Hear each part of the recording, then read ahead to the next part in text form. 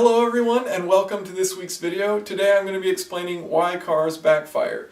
Now there's a little discrepancy in the vocabulary, so a lot of people will say, okay, my car's backfiring, and they're talking about firing coming out the exhaust.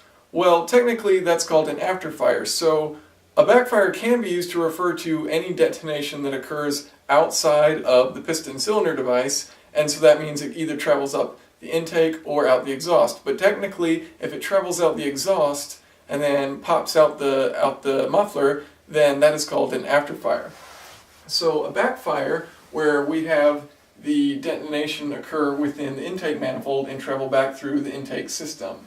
So here we've got drawn this engine. It's a 4-cylinder engine, carbureted. I'll explain why I chose to have it carbureted, because I think with modern fuel injection you kind of eliminate the backfire through the intake. Not completely, but you make it a lot more difficult.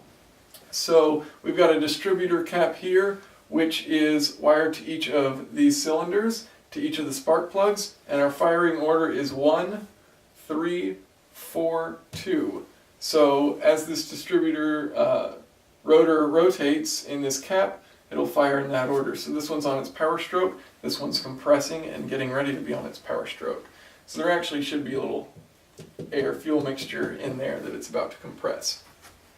So what happens is when your car backfires is it's one of probably three things. Either you have poorly adjusted ignition timing and your ignition timing is way off, so that when you fire the spark here, your intake valve is still open. So when that happens, if your intake valve is still open and you fire the spark, that flame is going to travel back through and ignite this entire air-fuel mixture and travel right back through the carburetor. Now, that's not quite as likely as two of the very more common problems. The easiest way to get your car to backfire is to simply switch the spark plugs. So you're trying to figure out why your car's misfiring or something like that, and you take apart your distributor and you wire your plugs wrong. So now you have your 1 and 4 swapped.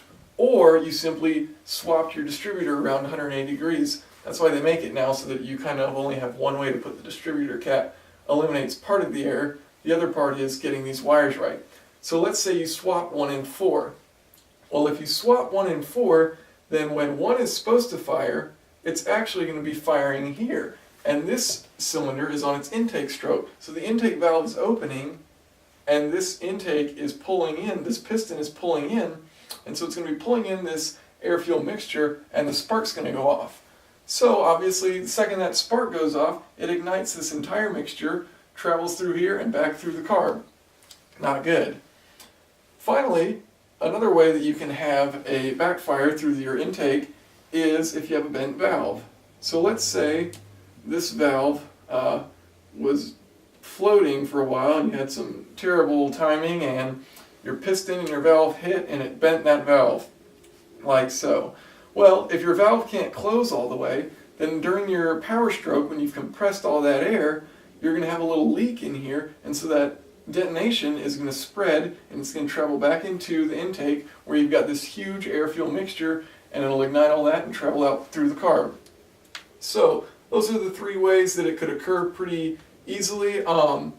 Now the reason I used a carbureted engine for this to explain it rather than a port injected or a direct injected is because if you look at a port or a direct injected engine, and I've got videos on all of these, so if you're interested in carburetors or ignition timing or fuel injection, then I've got 3 videos, one on each of those topics if you need more detail on those. But what we've got is, if you've got port injection or direct injection, and you fire this with the intake open, then there's not this huge amount of air and fuel in the intake. Now yes, there's air and yes, there's fuel, and you can have an explosion travel back through that, but it's not going to be quite as severe if it's like this, especially if you have direct injection where there's not any fuel within the intake ports.